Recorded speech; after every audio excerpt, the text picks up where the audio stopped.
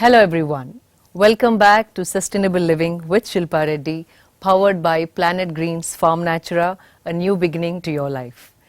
On this episode of SustainKart One Sustainable Change, we will interact with the vibrant, relentless woman who walks the talk, fondly known as Worm Rani, Vani Murtigaru, who will talk about simple changes that each one of us could incorporate in our lifestyles.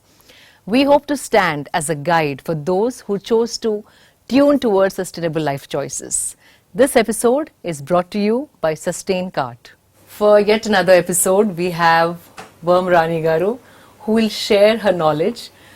Welcome back, Vani Garu. Thank you, Shilpa.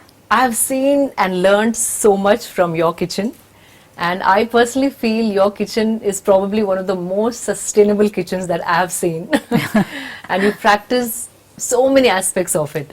So today I want to talk about how to make your kitchen sustainable, what all practices you can bring in when you're cooking, when you're storing, the kind of cookware that we can use, the kind of ways that the kitchen creates, how interestingly or how creatively you can reuse them. So let's begin with cooking style. How to make cooking sustainable. Kitchen is the heart of the home, right? And for every home, that's such a center. Your nourishment comes from the kitchen, the health of the family is in the kitchen. So in every way, I think there is scope to do so much in a kitchen when it comes to sustainability. Correct. For me, this journey has given me so much of understanding on what I can do, and the kind of people that are around me help me also to learn more and more on how I can up my game in my kitchen. More. So yes, so there is always something more that you can add. Yes. So since it is food, nourishment, the first thing is how are we going to provide safe and clean food for our family. So what I buy would be definitely everything that's grown naturally. So all the grains, the groceries, the vegetables, the fruits that I source are from farmers who still believe in natural methods of farming. Wow. That's number one. And the second thing is when you cook, using today with advertisements, put so much pressure on us to buy things that are quick to, non-stick and this and that, and we fell prey to it. And all that are absolutely toxic. So when you cook, what are the traditional, vessels that you can, or traditional ways people cooked in those days, like stoneware, a clay pot, or, cast iron, or iron tawa. So all these are some things that I have used constantly, and it has been so much fun to reintroduce them into my kitchen. Right. And every day it's such a pleasure to learn how to cook in them, how to maintain them, and I know ultimately what I am cooking is going to be safe for my family to eat. Right. Yes, and then when we cook, the leftovers that have come out right from the wash of water of your grains, whether it is your dals or your rice, can all go back into your garden. They are good. There's so much nourishment that it can take into your garden. And instead then of draining the water, instead of draining into the water, into wasting water that is washing your vegetables or your grains, whatever. So you can put it into your plants, and of course after we cook, all the leftover peels can go in for composting. Right. So you can see there are so many things that we can do in the kitchen itself to make sure that we are not adding burden to the planet by discarding things, or we are not putting pressure on our own systems to take in all the toxins that come through either pesticides and other ways of farming, or from cookware that are not safe for us. Correct, yeah. But again, maintenance, I also heard that cast iron really doesn't need too much of washing. Is that right? Yeah, because you need to maintain the seasoning in it. Okay. So I don't put any harsh things to wash. It's just a scrubber and water that needs to take away whatever is you have used it for something, like you have made a curry. Just take a scrubber. I use only natural scrubbers, like things that are loofah or something like that. Coconut coir loofahs, and I just clean it off, use water, because the minute you put any harsh cleaners, even if it is bioenzymes or natural cleaners, it takes away the seasoning, and food can get stick again and again. Or if you really need it to clean it, then you have to re-season it. Smear some oil so that you maintain that's all. You learn it over a period. Everything it teaches you, as you use, it teaches you. And also, when you say kitchen waste, it's really not waste, it's wealth, isn't it? Absolutely. Like if it goes back into the soil, it just becomes absolute wealth. But the same waste, if it's packed in a plastic bag, it's just, a waste of wealth. Very true, very true. It's a huge resource that needs to go back where it belongs. And organic waste belongs to soil. It is the one that nourishes the soil. It increases the biodiversity in the soil. Correct. It keeps the soil alive, because millions of microorganisms, your earthworms, they make what soil is all about. Absolutely. Because that's where you grow your food.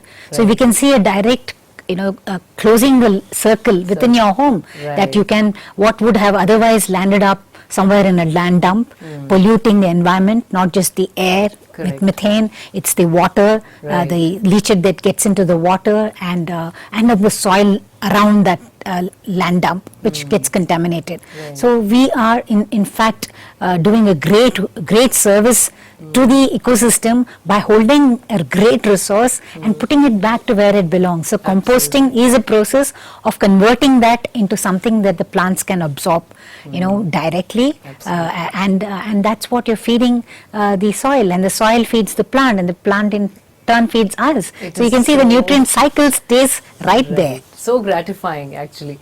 And why is that these kind of things are mostly driven by women, you think? I don't know. Even as I started this journey, I saw my team is almost 90% women. SWMRT, the Solid Waste Management Roundtable. So I have no clue. I guess women are very nurturing by instinct, and it comes very easily for them to get driven by this. Absolutely. So they stay on top because of this. I feel no, that right, you care for your nature, not that men don't care for the planet or the ecosystem. Somewhere the passion to push it and get more people involved, I think that's where the instinct of a woman is very strong. Right. And how to store food which is safe and also environmental friendly. Right. So over a period of time, we all started using a lot of plastic. Correct. The Tupperwares came in. Okay, they may say it's food grade, it is whatever, BPA free, but still there's another chemical that replaces BPA or whatever that chemical is. You will not say that out loud. Yeah, so I don't know. So that is again being toxic, especially when you store food. People heat in microwaves in plastic, which is so, because it will leach, the chemicals will leach into your food. So for a long time now, I've stopped storing food in plastic. We use even takeaways to store our food in the fridge. So now it's just steel, glass, where what I store, and I don't store water also in plastic bottles. It's steel bottles, or all used, wine bottles, your whiskey bottles, whatever you have, store them in that, which is glass is much more, better than plastic, because even when you carry a plastic bottle in your car, you don't know if the heat in the car, or when you leave the car, when it's very hot outside, it could leach. The plastic the chemicals in the plastic could leach into your water also. So it's safer to take a steel or a copper or something like that. Glass, Okay. And food wastage, I think we all cook, but then to monitor how much we are wasting, how do we avoid that? Yeah, when you start looking at the need, we always try to cook a little more because we don't want it to fall short. Correct. But I think in today's world we need to eat less because there's too much, and there's so much of processed food and other ready-made food available that people just buy, put it in the fridge and forget about it, and you waste a lot of food. So if we move back to cooking fresh, cooking as much as we need, even if it is a little less, it's okay. You can grab a fruit later, but then I think that way we can reduce wastage, and also we can give it away. If there is leftover, you have more people at home and you've cooked enough and there is something left over, give it away when it's fresh. You know, your house helps could take it home. There will be watchmen who would be very happy to eat a specially cooked meal. Right. So I think we should gift it away or eat it the next day. Don't cook the next day. Yeah. Finish it off so that, you know, we try to avoid wastage by looking at it as a resource that has been, you know, grown by a farmer. Food is, you know, it comes from the soil. So much of water is being used and effort has been put. And wastage is something that is criminal. Absolutely, that's the right word you used. Wastage is criminal. And even the organic waste that we, you know, have from the kitchen, there are few things that are extremely good for the plants. Instead of dumping it in the compost, you know, pit, Yeah. how can they be used separately and then later again put back into the compost pit? Yes, yes, because I treat my what comes off my chopping board as a something very special platter, not just from my earthworms. There is my compost bins that need them, so it's like I'm feeding all of them, you know, like I feed my family. And also, banana peels can be soaked in water, maybe Overnight? for a couple of days or 3-4 days. Okay. You can put all your banana peels. You keep collecting the banana peels in a jar of water, and after 4 to 5 days, it's a good enzyme to be put into your garden. You know, it's good potassium, high potassium, especially when your plants are flowering, you can add it. And then the garlic and the onion peels can also be kept separately, and they can be soaked in water in 2-3 days. You know, it will seep well, and that can be used either in the soil or spray that water on your plant if there is you know, bugs or some pests. Or more like a, yeah, you know, you can use it as fertilizer as well as it pest acts as a control. fertilizer as well as a pest control. So you can use multiple things. If you have lemon and orange peels, you can make bioenzymes. I borrowed your idea of powdering eggshells. Yes. And use it on my plants. So Yes, thank you for that. absolutely. You know, eggshells are a great source of calcium. Right. So you can independently do them or put them all together in a compost, and it will be a fully, you know, balanced compost that you can add to your plants. Perfect. And you also said that you carried some turmeric for me, and you've Yeah. never really bought turmeric for the Yes. past, how many years was that? Yes, 2-3 years I haven't, because I save some of the rhizomes and the mother rhizome, they will sprout at a particular time and then resow them. So I'm constantly growing turmeric every year after year. And Wow. it is so wonderful to grow something and, you know, make the turmeric. It's your homemade, and so I so happily like to, you know, share it with people. I'm the blessed one. Thank you so much for all the inputs that you shared to make cooking sustainable. Thank you, Vani Thank garu. you, Shilpa. A big thank you to Vani garu for taking out her precious time and making this episode possible for all of us. Please do subscribe to my channel. Stay tuned for more updates. See you all next week. Signing off, Shilpa Reddy.